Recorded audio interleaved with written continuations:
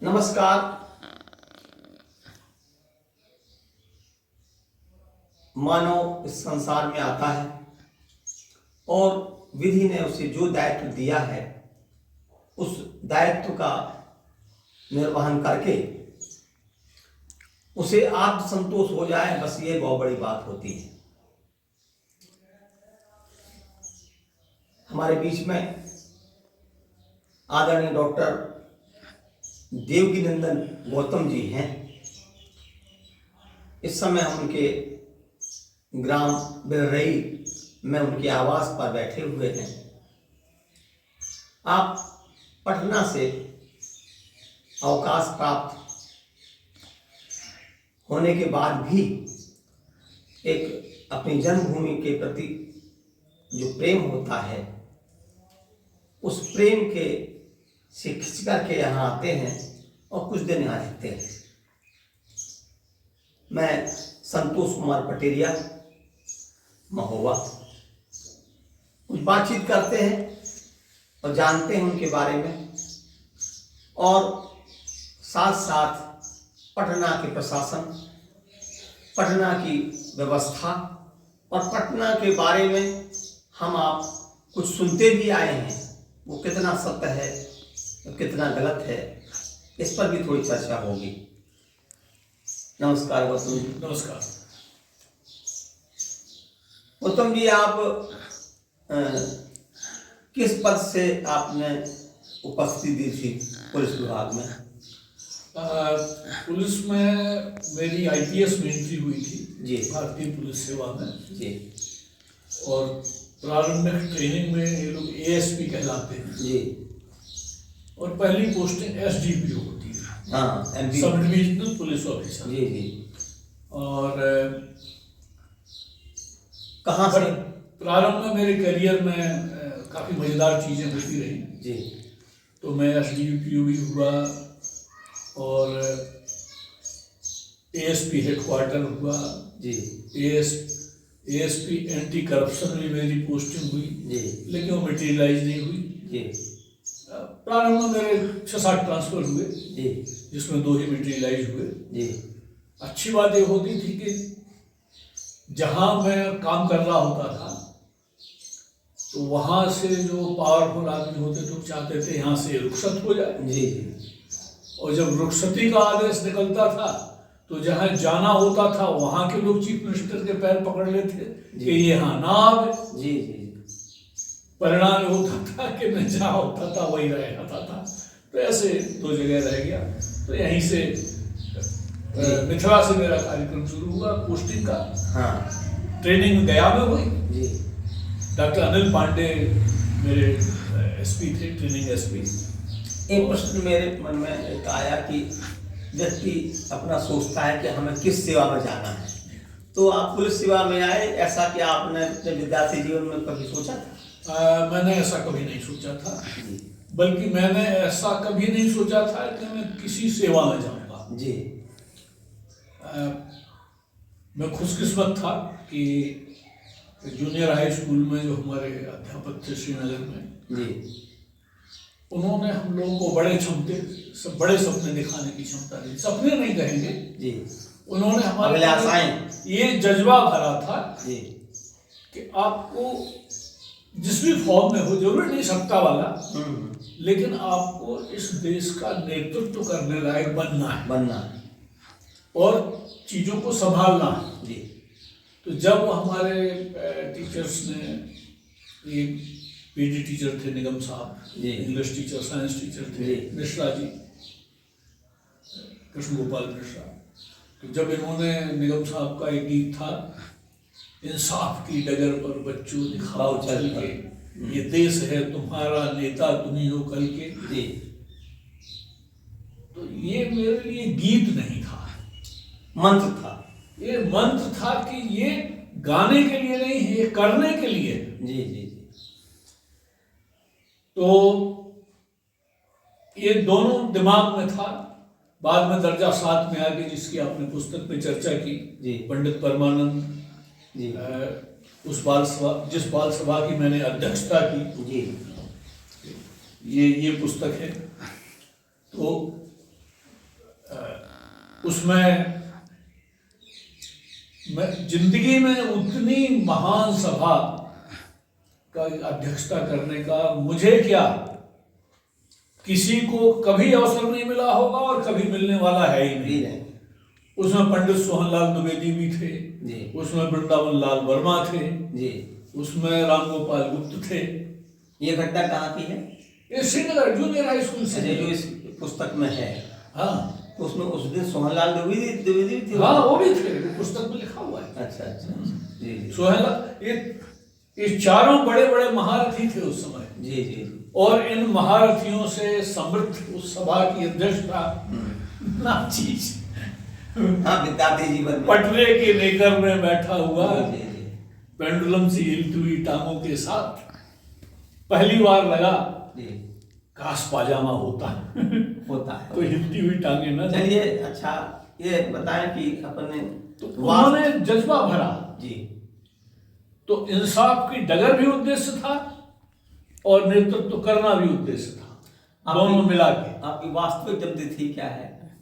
29 नवंबर 1951। 51। 2.5 साल ज्यादा लिखी हुई मेरी जी। तो अब हुआ ये कि रिटायरमेंट के बाद जब मैं अपने मुख्यमंत्री से मिला कर्टसी कॉल में, तो अच्छी चर्चा हुई, तो मैंने उनको कहा कि मैं नौकरी का तो सोच के आया नहीं था। जी, अब मैं आया तो मंच तो छोटा मिला मुझे, मैंने बड़े मंचों की सोची थी, पर छोटे मंच में भी आप बढ़िया नृत्य कर लें, यही तो खासियत है। तो इंसाफ पार्ट मेरे साथ रह गया। चलिए, बचपन की बात हम यहीं पर रोकते हैं। हम कोई फिल्म देखते हैं जिसमें कि भोजपुरी फिल्म या अथवा जिसमें बिहार का चित्रण होता है जी, तो लगता है कि बड़ी अराजकता वाला क्षेत्र है वो।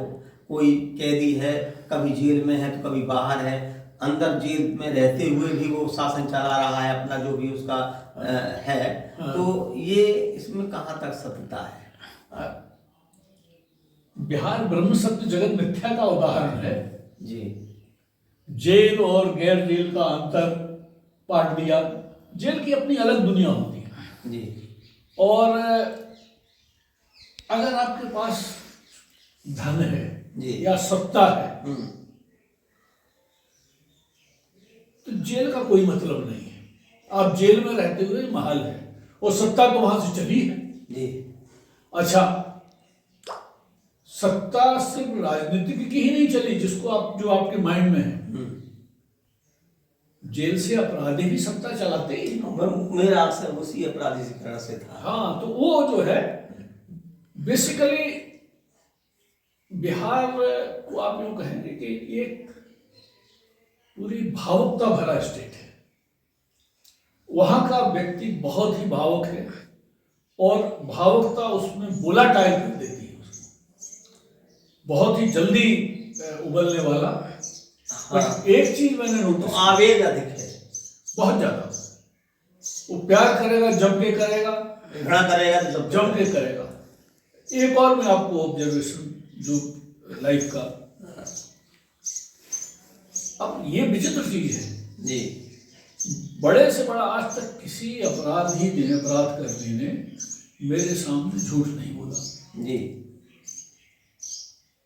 और भले आदमियों ने सच नहीं बोला। हाँ। तो जैसे आप बिहार को नहीं समझ पा रहे हैं, मैं तो आदमियों को नहीं समझ पा रहा हूं कि किसको क्या कहूं। वहाँ एक सेना अलग से चलती थी, वही अलग संगठन था जिसके दमन करने के लिए शासन को काफी परेशानी होती थी। वहां एक नहीं कई सेनाएं चलती थी जी, और जब ये माओवादी नक्सलाइट हिंसा शुरू हुई तो इनका पहला टारगेट था जमीन वाले लोग। तो उन्होंने अपने आप को संगठित किया। उसके अलग अलग नाम हुए, किसी ने ब्रह्मर्ष सेना दिया, किसी ने दिया। फिर दलित और यादव के बीच दौर निकला हिंसा का, तो बीच में एक लॉरेक सेना चली। मिर्जापुर के पास में आपने नाम सुना होगा, लॉरेक देव। जी। तो लॉरेंस देव के नाम पे पंडित हजारी प्रसाद द्विवेदी की पुस्तक बाणभट्ट की आत्मकथा में हाँ। लॉरेंस देव का रेफरेंस आया है और बड़ा मजेदार प्रसंग है वो। तो ये अलग अलग क्षेत्र में वहाँ पे, अब ये मध्य बिहार की फिनोमेना है। एक मिनट मैं बता दूं, बाणभट्ट की आत्मकथा का जो जिक्र किया, सही बात यह है कि बाणभट्ट की आत्मकथा हजारी प्रसाद द्विवेदी की नहीं लिखी है। बाणभट्ट की कथा अंग्रेजी में एक स्क्रिप्ट मिली हजारी प्रसाद द्विवेदी को। अच्छा। और वो एक महिला ने लिखी थी, अंग्रेज महिला।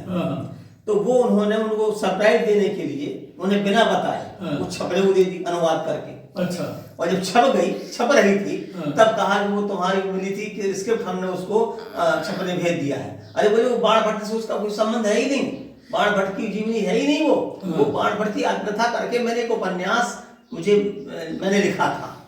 तो वो बाणभट्ट की आत्मकथा है मेरे पुस्तकालय में, हजारी प्रसाद ग्रंथावली 11 भागों में। वो अंग्रेजी वाली है, मुझे हिंदी वाली है। वो बाणभट्ट की आत्मकथा ऑटोबायोग्राफी बाणभट्ट करके अंग्रेजी में थी, उसका अनुवाद किया। तो बाणभट्ट के साहित्य चर्चा अच्छी है और हजारी प्रसाद द्विवेदी का अध्ययन बहुत बढ़िया है। लेकिन वो संस्कृत के विद्यार्थी बहुत अच्छे बहुत अच्छे थे, जैसे थे तो आपको तो पता, उन्हें अच्छा पता चल गया ये। तो वो हजारी प्रसाद फिर भूमिका में लिखा है, वो भूमिका मैंने पढ़ी। चलिए, तो खैर अच्छी बात हो गई, आपने बताया कि भाई है। और थोड़ा सा भले ही हमारे मन में जो बात कुछ थी वो बात, या तो कुछ आपकी समस्या हो सकती है, कुछ सीमाएं हो सकती हैं, तो हो सकता है नहीं, मेरी सीमाएं ही सीमाएं हैं साहित्य के मामले में। मेरा मतलब है कि आपने जो पुस्तक लिखी है अग्निपथ से न्याय पथ, तो ये किस सन में लिखी प्रकाशित हुई? ये 2022 पिछले साल आई। पिछले साल आई। इससे पहले कोई लेखन किया? इससे पहले मेरी 22 किताबें आ चुकी हैं। अच्छा, काहे पर है वो? प्रशासन पर है, साहित्य पर? कई वैरायटी सब्जेक्ट पे है। अच्छा। कुछ कविता संग्रह है हिंदी में, एक कविता संग्रह है अंग्रेजी में जी, संविधान पर एक किताब है जी। फिर इनफैक्ट जब कॉन्स्टिट्यूशन रिव्यू कमीशन बैठने से पहले मैंने कॉन्स्टिट्यूशन का रिव्यू किया था। पहली किताब किस समय छपी थी? पहली किताब 1984 में, what is wrong with Indian police. अच्छा, वाह। और उसके बाद फिर तभी से लिखना छपना चलता। अच्छा, एक और आप डीजीपी बिहार पुलिस महानिदेशक रहे, एक और आप सहजता से ही और महोबा से एक बस में बैठ करके और यहाँ गांव अपने आ जाते हैं। यहाँ आपके आने जाने में कुछ लोगों में चर्चा आई है कि आपकी सरलता इतनी अधिक है कि उसे हम सद्गुण विकृति कह सकते हैं। तो वो सद्गुण विकृति आज के जमाने में भी कभी कभी दिक्कत तरह हो जाती है। मैं जानना चाहता हूँ, कोई दरोगा था, कोई पुलिस में था, उससे सीट की कोई बात थी, ऐसा कुछ था, थोड़ा बताएं क्या था वो? हमको लगता है कि कई घटनाएं एक साथ मिक्स हो जाती है। हाँ जी जी। वो जैसे कोई एक घटना बता दीजिए। वो खिचड़ी बन जाती है। हाँ, तो वो दो छोटी छोटी घटना। हाँ, एक से काम चलेगा नहीं जी। एक बार हम आए बस स्टैंड पे बैठे हुए थे जी, चौकी पे, शायद रविंद्र भी साथ में था। वहाँ प्राय बैठते थे, सामान वामान रखते थे।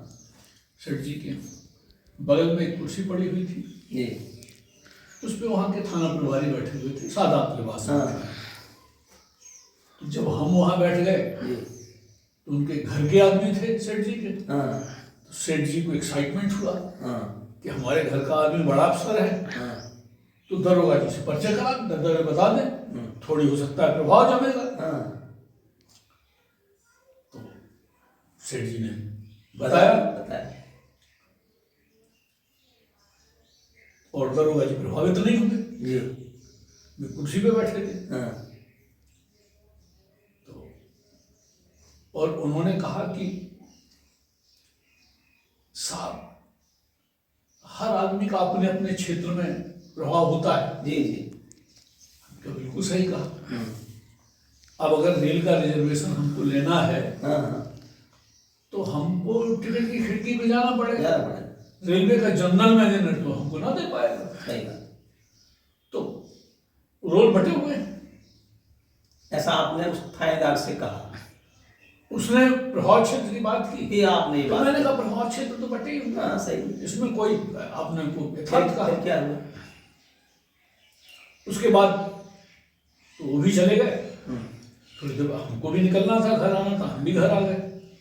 जी बट उसके बाद जो हुआ बिल्कुल अप्रत्याशित था। जी।